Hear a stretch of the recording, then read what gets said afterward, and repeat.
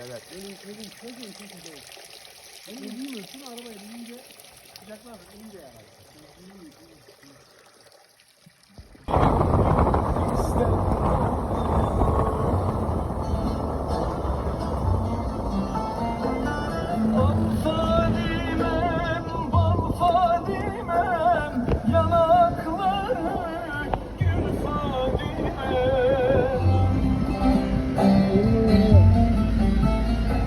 Gelin burada oynamış arkadaşlar.